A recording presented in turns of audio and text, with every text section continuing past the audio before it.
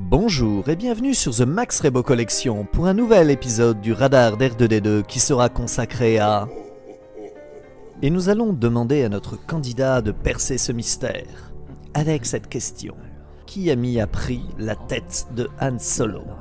Réponse A, Jabba le Hutt. Réponse B, Pizza le Hutt. Réponse C, Java version 11.38. Réponse D, Obi-Wan Kenobi.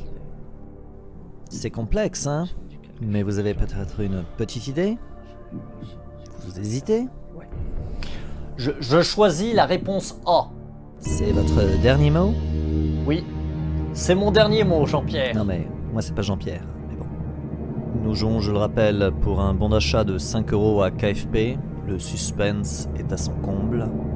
Est-ce bien Jabba le Hutt qui a mis la tête de Han Solo à prix? Vous le saurez après la pub!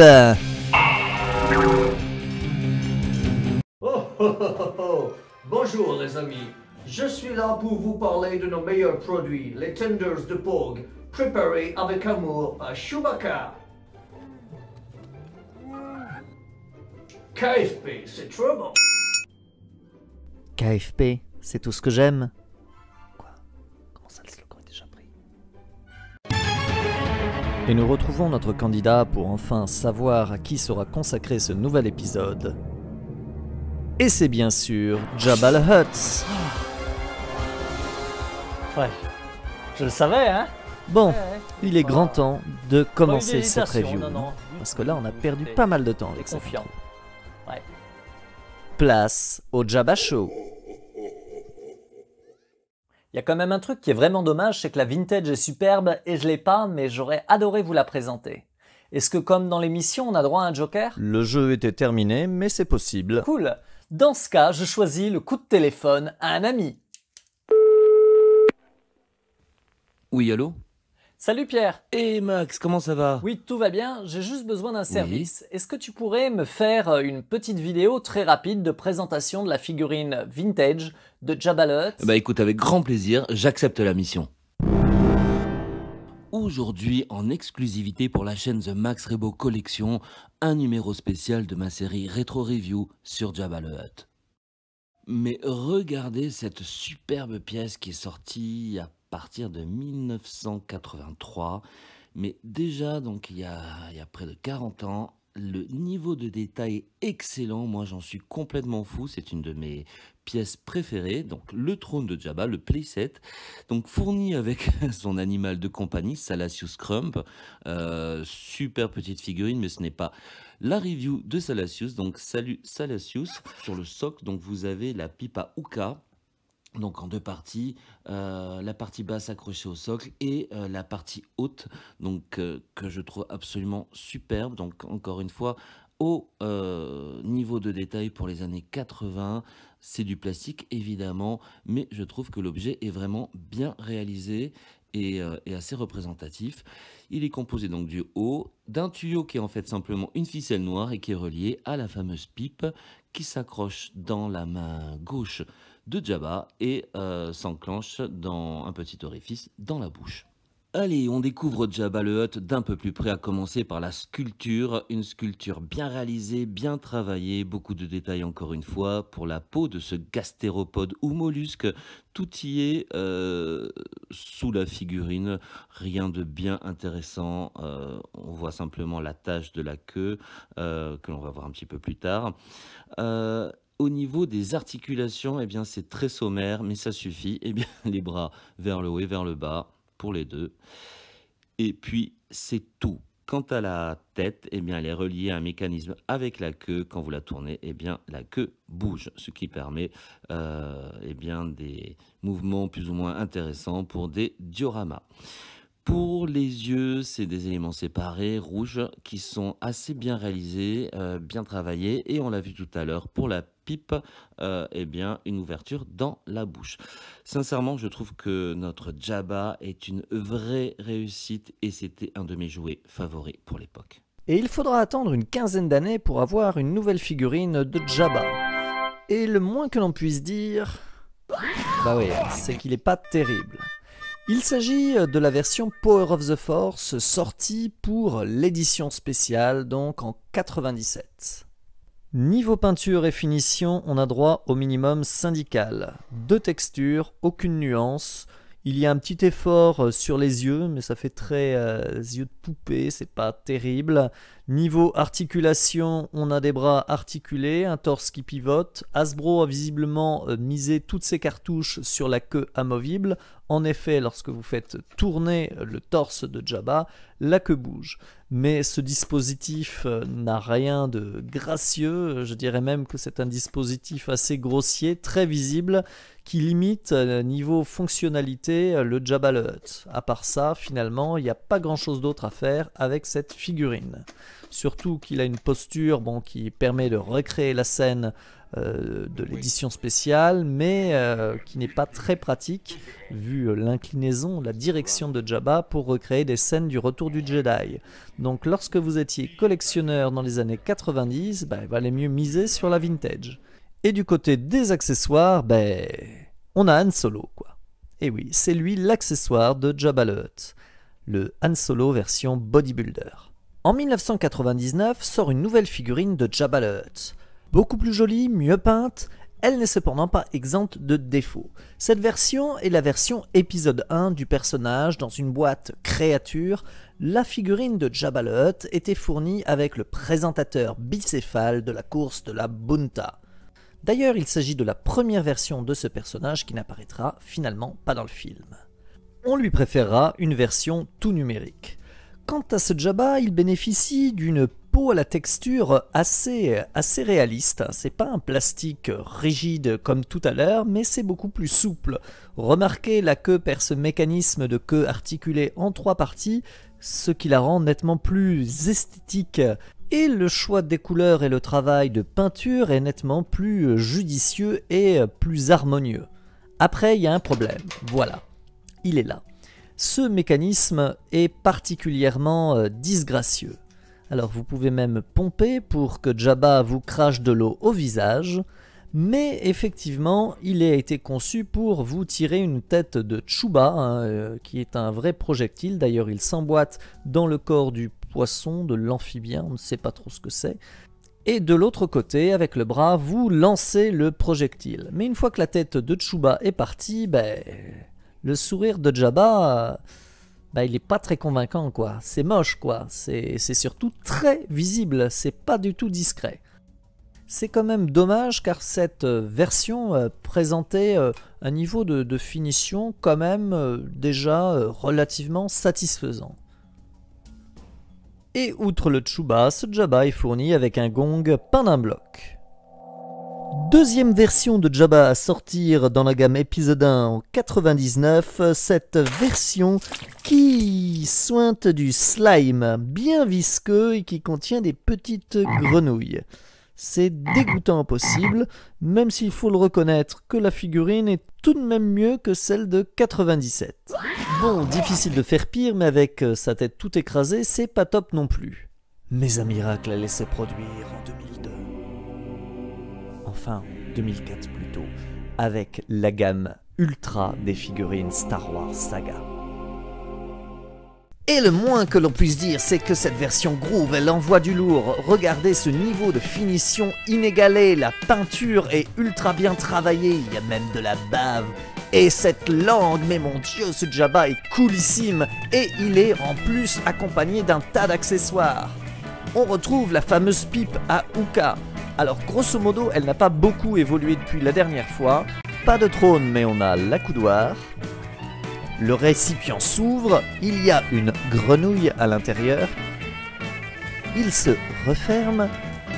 Et le narguilé est cette fois accompagné d'un tuyau en plastique. Fini le petit fil noir. Et grosse nouveauté avec cette figurine, la langue est amovible. C'est dégoûtant. Mais c'est coolissime, vous pouvez recréer des scènes de Star Wars comme jamais. Non mais je vous laisse vraiment admirer encore une fois la peinture et le niveau de finition de cette figurine, c'est sublime. Et donc le narguilé, voilà, comme dans la vintage, Jabba peut fumer la pipe.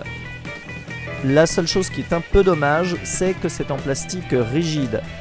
Ça c'était le petit plus de la version épisode 1 qu'on perd ici, mais le travail de peinture, de finition est tellement soigné qu'on ne peut qu'apprécier ce Jabba qui rend enfin justice au Jabba du Retour du Jedi. Niveau articulation, on est sur quelque chose de très simple. Bon, après Jabba ne fait pas beaucoup de cascades dans le film, mais donc on a les bras et le buste qui pivotent quoi. En tout cas, c'est un vrai must-have. En 2009, nous avons droit à une nouvelle version du parrain de la pègre de Tatooine. Il s'agit de la version Clone Wars qui sort dans un Battle Pack The Clone Wars bleu. Et le moins que l'on puisse dire, c'est que c'est un Jabba totalement inédit, totalement nouveau. Il arbore la charte graphique de la série The Clone Wars. Il est fourni avec son droïde de protocole du moment, le fameux TC-70, qui est un repent pour le coup du C3PO The Clone Wars. J'aime beaucoup ce look très cartoon et je dois dire que je la trouve plutôt cool. Il est à noter que ce Jabba the Hutt est un peu plus petit que les précédents, mais bénéficie de nouvelles articulations des bras. Au niveau du poignet, au niveau du coude, au niveau des épaules, on a vraiment droit à des bras beaucoup plus travaillés qu'avant. Petit détail aussi, la bouche est articulée. Voilà. Et niveau finition, niveau peinture, c'est plutôt joli, il colle bien au Jabba the Hutt de la série Clone Wars. Et quand on bouge les bras, on active la bouche. Alors ça, c'est le genre de fonctionnalité dont doivent être friands les enfants, mais je dois dire que c'est plutôt marrant. Et en guise d'accessoire, on retrouve la pipa Yuka, voilà, qui est finalement la même que les précédentes. En effet, avec Hasbro, rien ne se perd, tout se transforme, comme le TC-70 qui est un repent de C3PO, et je l'ai déjà dit, je commence à me répéter, oulala, il est temps de passer à la figurine suivante. Surtout que le Jabba the Hutt suivant, c'est peut-être le plus beau jamais sorti. Il date de 2010, il appartient à la gamme Shadow of the Dark Side, saga légende de 2010-2011, gamme très courte, mais il envoie du lourd. C'est une figurine totalement ouf, accompagnée d'énormément d'accessoires. Comme jamais, quoi. Là, vraiment, Hasbro a pensé aux collectionneurs et aux amateurs de diorama. Alors là, merci, chapeau bas Hasbro. Et on a même droit à un Salacious Crumb inédit et à une nouvelle. Oula. Oulala, qu'elle est belle. Comment ça, c'est une blague nulle? Cette nouvelle version de 2010 est la plus imposante sortie jusqu'à présent. Jabba retrouve une peau avec une texture assez effrayante de réalisme. Il est dans un plastique souple, flasque. La queue est elle aussi donc en plastique souple et intègre un fil de fer, ce qui permet justement de la positionner avec précision pour les éventuels dioramas que l'on veut effectuer. Niveau peinture, c'est là encore réussi, même si on est sur une palette de couleurs un peu plus claire que pour les versions précédentes. J'ai tendance même à le trouver un petit peu trop pâle. Mais bon, là c'est histoire d'avoir un défaut à donner, quoi. Niveau finition, on est sur un travail plus subtil, plus discret que la précédente. Comprenez que Jabba bave toujours, mais il bave moins. Bon, dans l'autre, il bavait peut-être un peu trop. Sinon, ce qui est particulièrement cool, c'est qu'on retrouve, comme pour la version Clone Wars, un bras articulé. Il y a même le tatouage de Jabba the Hutt. Nice.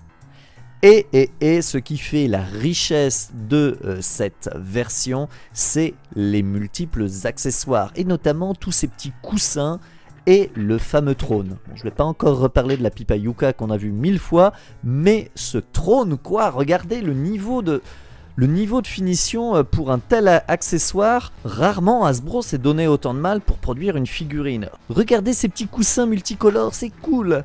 Regardez d'ailleurs quelques images du trône de la version vintage qui était d'un niveau déjà assez qualitatif, surtout pour l'époque. Alors ok, le trône ne s'ouvre plus pour dévoiler le garde-manger de Jabba, mais on gagne des roulettes et surtout un niveau de finition vraiment sublime. Une patine a été appliquée qui met bien en valeur le caractère usé, les défauts de la pierre qui compose ce trône. Il y a aussi tout un tas de petites sculptures sur le devant et sur les côtés, des sortes de petites gargouilles qui tiennent dans leur gueule des anneaux qui servent très certainement à mouvoir le trône, qui dans les films ne doit pas avoir de roulette. C'est en tout cas un vrai plus pour cette figurine qui en fait un must-have et qui en fait la version ultime pour les dioramas. Et notre quête touche enfin au but. Avec cette version de 2015, il s'agit d'une exclue Toys R Us, la précédente était une exclue Walmart, qui se trouve dans ce Battle Pack, magnifique Battle Pack, le Rancor Pit, avec un Rancor sublime, mais donc on est là pour parler de Jabba. Cette Black Series 3/4 est vraiment très réussie, un peu plus petite que la précédente, et c'est une debut sculpt, c'est-à-dire une nouvelle sculpture que Hasbro va réutiliser pour le Jabba fourni avec la barge Vintage Collection. Et oui, rien ne se perd. C'est donc cette Black Series 3/4 qui accompagne la barge Vintage. La peinture de cette nouvelle version est plus chaleureuse, plus tonique. On retrouve également les bras articulés.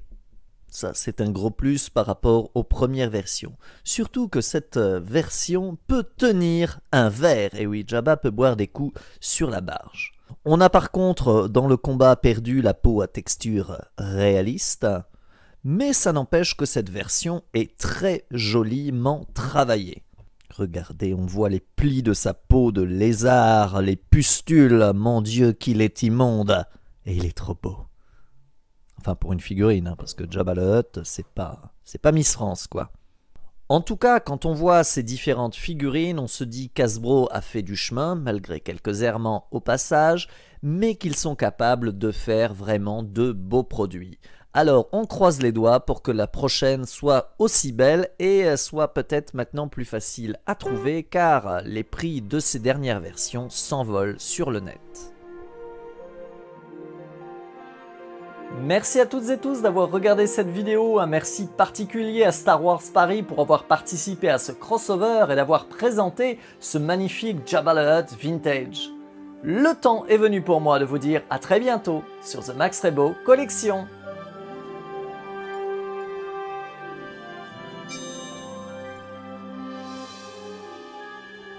Dis Max, je suis toujours en ligne. Si je peux me permettre, est-ce que tu pourrais dire un mot sur la superbe 6-inch en Black Series, s'il te plaît? Je crois que le plus simple, en fait, c'est d'aller sur ta chaîne, voir la review que tu as faite de la Jabba the Hutt 6-inch. Tout est dit.